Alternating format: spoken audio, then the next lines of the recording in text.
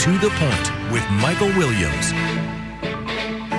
Good morning, everyone. As we head into dry season, a report card this morning on the St. Lucie Estuary and Indian River Lagoon. My guest, a familiar face over many years here and throughout our community, Mark Perry, Executive Director of the Florida Oceanographic Society. Sir, as always, we appreciate you being our guest. Great to be here. Give us a report card on the river, estuary, and lagoon as you and I sit here today.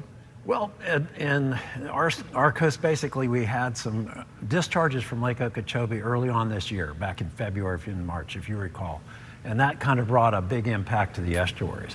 And then the summer months got really good. Water quality-wise, everything was recovering good. But then in these last couple months, in August, September, October, we had some devastating rainfall, as you know, over the coastal areas. And then that caused this basin runoff, not from the lake, but all this basin runoff to extreme amounts of water came into the estuary for a longer duration of time, and it really caused a lot of devastation to the oyster reefs and seagrass beds that are part of that estuary. And what is... And Mark, when you talk devastation, many are familiar with what you mean, but when you say devastation, talk a little more about what devastation and why the runoff causes that. Right. So the salinity is the balance. So the ocean salinity has to mix with the fresh water from the tributaries to the estuary, and that balance in salinity is ideal for oyster reefs and seagrass to grow. But if you get an imbalance, if you have too much fresh water for too long from the basin or the lake, you get this impacts to the oysters. They die off, the seagrass dies back. And also the pollutants in that runoff and in that water come in, the nitrogen, phosphorus, and runoff. And it's a pollution effect to the estuary. So where are we right now? And I know late last week, Riverwatch Coalition met and said, correct me if I'm wrong, the Army Corps was talking about releases. Well, where are we with that? Right. As you know, LOSM, the new schedule for the lake, requires that in the management band between 10.5 and 16.5 feet, we have no releases to the St. Lucie estuary side. However, they can do it in relation to Lake Okeechobee recovery operations, meaning that if the lake has been drowned for too long, too high for too long, and it's at about 16 feet elevation, it's just too deep, and it's been dying a lot, killing off a lot of the submerged aquatic vegetation in Lake Okeechobee. So to recover that, they have an operation plan to lower the lake back down to about 12 feet. And for over how long? For 90 days. Well, the idea is they want to get it down to 12 feet for 90 days. Over 90 days. Over a 90-day period, staying at 12 feet in order for the lake vegetation, everything to begin to recover. But to get from 16 feet down to 12 feet is an a lot of water on Lake Okeechobee. And they have a plan to let so much out to the St. Lucie, so much to the Caloosahatchee. To the west. The water south. And how much to the south? Well, because that's always a bone of contention. You all always argue you could hold more water there, but there are interests there, agriculture interests, and there's fights there about how much water could and should be held there. Talk about that. That's right. So during the dry season, it's actually beneficial to put that water south to the Everglades. It needs it in that flow south to the Everglades. So, and most of the water should go that way. They shouldn't really have to discharge the east or west estuaries. But unfortunately, that during this recovery operation for Lake Okeechobee plan, they have the plan to, do some minimal releases to the east and some beneficial releases to the west and try to get it down. And what about to the south? And to the south. So hopefully they can maximize to the south and be cautious and wait to see what the dry season does.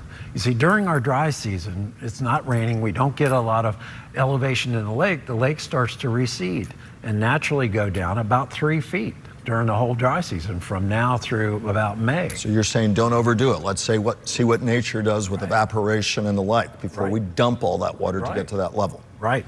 So we have an issue with the lake that, and I know fishermen tell me all the time, we're worried that beneficial grasses there are dying, and therefore they are hatcheries for the fish. And the fish are dying. Right. So they're worried, and so their voice needs to be heard as well.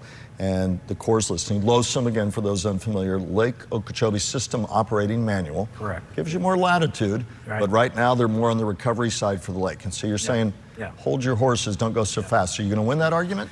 Well, we've put strong letters to the colonel, the new colonel of the Corps of Engineers in Jacksonville, and so He's listening, and he's hearing from us and lots of organizations now through the Rivers Coalition. Including the fishermen on the lake as well. Including Big the voice fishermen too, on the lake. as they deserve to have as well. That we all should be about recovering the Lake Okeechobee and recover that. We want to do that, but not at the expense of damaging the coastal estuaries. So if they have a recovery plan and need to get water out of the lake, besides the normal evaporation and lake recession, they ought to put that water south only and not to the east and west of the estuary. So what's the big bugaboo with that? Well, they have some limited capacity, if you will, but the southern portion of the Everglades has also been drying out because of the dry season. So they have more capacity now that they could put water south. So why aren't they? Well, that's our question to them. Why aren't they doing that versus having to, put that water to the end? Is that because of agriculture concerns historically? I think they're concerned, and actually in the opposite thing, that if they dump too much water, they won't have water supply in the lake for the March-April timeframe when they need that water from the lake for their irrigation time. So Mark, we've had these competing interests for as long as you and I have been around, and you and I have been around a while, and you've been such an expert at dealing with this. We have a lake that we're trying to manage its level. We have a new dike that makes it safer to hold more water, but concerns within the lake you've described that means send more water out of the lake, either east, west, or south. Then you have the concerns about the pollutants, the nitrogen and phosphorus runoff, creating a non-brackish environment for the coast, which was never meant to have that. Canals were not God's gift to Florida, they were man's gift for flood control. Well put. But be that as it may, so you have that problem there. In Everglades, it needs a certain amount of water. And I know you sit here many times over the years, and people can be forgiven for saying, we're always right back at the same issues. How do we ever break through to where we can match all these competing interests in a people-sensitive and environmentally sensitive way? Well, they have to have plans to store and treat water up in the watersheds for Lake Okeechobee. North of the lake. North of the lake. You've taken me out there. Watershed, right. And the other watersheds, even for our estuaries. Are we doing enough with that? Yeah, we're not doing enough of that. And that's been a part of the Basin Management Action Plans by FDEP and the Water Management District and FDACs to try to store that. So we're advocating for them to do that. Do more north of the lake. And east and west, store and treat that water before it raises the lake level and we get in trouble, and to not discharge it east and west, but get it south. And you and I went to a ranch, the Williamson Ranch, north of the lake. They're doing some of that work, storing water, pulse releases, allowing the soil, allowing the natural process to leach out phosphorus and nitrogen. More of that needs to be done. More of that needs to be done, exactly. And more watershed efforts elsewhere as well as the mid to long term. And I know you've had frustrations because there's rules on the book that would allow us to do more with that. And you've said often we're not using the full leverage of what's been on the books to allow us to do that, to store more of that water now. Is that fair? That is fair, absolutely. And the frustration that you mentioned over these years, we seem like we're back in the same spot. We are frustrated because we don't seem to make progress in those directions. So how do we break through finally? Well, we put pressure on the agencies, namely the Corps of Engineers and the Water Management District, who jointly manage this water system, the whole greater Everglades ecosystem. And they have to do it with these objectives in mind, and that is to store and treat that water in the watersheds, to send the water south where nature intended it, and to not destroy these estuaries with damaging discharge. But you feel there's a blueprint there that at least gets a long way there. So people say economic concerns, the history of how we move water, people say then let's get a move on. And you've had a governor who's gotten high marks environmentally, so why do we still sit there? Well, sometimes it takes a couple of things. One is finally getting a new schedule on the lake. Took us 5 years to get to there. Right, but now it was a big fight. So that gives them more flexibility to do this management.